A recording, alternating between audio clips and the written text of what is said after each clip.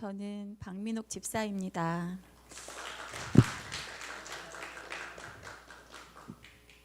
저는 지난주 금요일 설교를 가지고 메시지를 전달하려고 합니다. 힘들수록 예배의 자리로 오라. 그리스도를 믿는 자는 힘들 때 하나님을 찾아야 한다. 예배의 자리로 나와야 한다. 예배의 자리에 회복이 있고 해답이 있다고 말씀하셨습니다.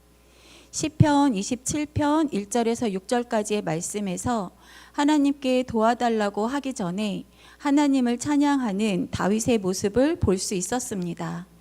1절에서 3절은 전쟁터, 4절에서 6절은 성전에서 구분해서 읽게 하셨고, 다윗은 전쟁터에 있지만 아무도 무섭지 않고 이런 상황 속에서도 하나님을 신뢰한다고 했습니다.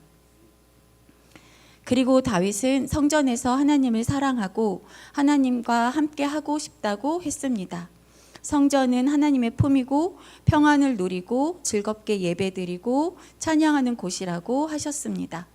마지막 14절에서는 강하고 담대하게 여호와를 기다리라고 하셨습니다. 이 말씀을 가지고 저의 삶에 적용해 보려고 합니다. 저는 30년 가까이 수학을 가르치며 살고 있습니다. 저의 전쟁터는 수학학원인 셈입니다. 수학이라는 과목의 특성상 시험이 참 많습니다. 1학기에는 중간고사, 기말고사, 2학기에도 중간고사, 기말고사, 수시로 보는 수행평가, 단원평가 이런 것을 준비하다 보면 매달 시험 준비를 하게 됩니다. 제가 한겨레를 가르칠 때만 해도 아이들이 공부를 참 잘했습니다. 이해도 잘하고 열심히 했던 것 같습니다. 하지만 코로나를 겪으면서 온라인 수업을 하던 친구들 중에는 이해가 되지 않은 상태에서 학년만 올라가가지고 수학이 정말 어려워하는 친구들이 많습니다. 그 친구들이 방정식을 배우고 함수를 배우러 저에게 옵니다. 그러면 저는 좀 더 쉽게 가르쳐 보려고 자료도 찾아보고 같은 문제를 이렇게도 풀어보고 저렇게도 풀어보고 어떻게 하면 좀 쉽게 풀 수 있을까 그런 생각들을 많이 합니다.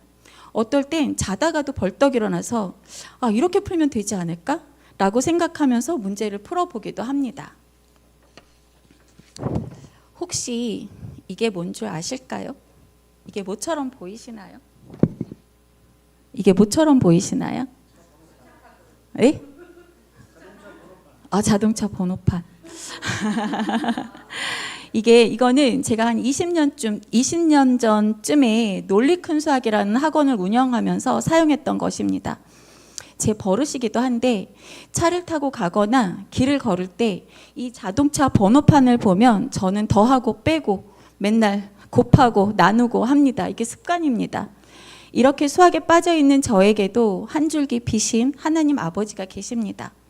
학원에서 또 집에 있을 때도 또 길을 가다가도 맨날 수학만 생각하는 저에게 이 성전은 안식처이자 평안을 누리고 회복이 있는 곳입니다. 이곳에서 찬양하고 예배하고 기도하는 것이 참 좋습니다. 그곳이 조각목 교회여서 더 좋습니다. 마지막으로 2달 전쯤 제가 쓰러졌을 때 제가 느꼈던 것을 간증하고 마치겠습니다. 제가 지금 느낌과 그때의 느낌이 좀 많이 다르기 때문에 그때 제가 큐티방에 올린 것을 그때의 느낌으로 읽어보도록 하겠습니다.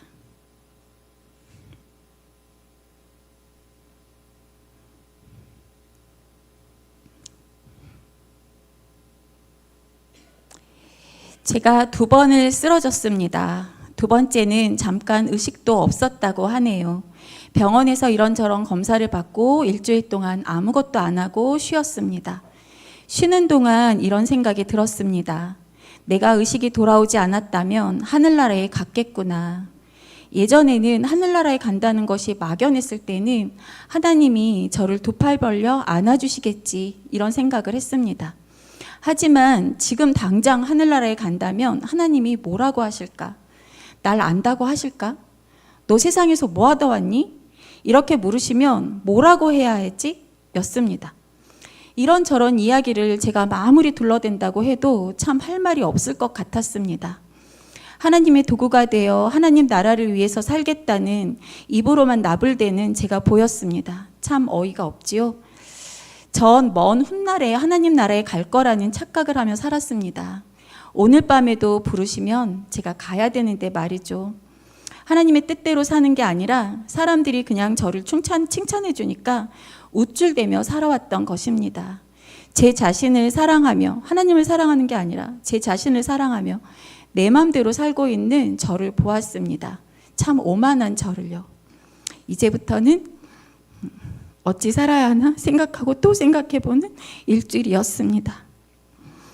아픈 저를 위해서 기도해 주신 권사님들, 집사님들, 목사님들, 사모님 감사하고 정말 사랑합니다. 감사합니다.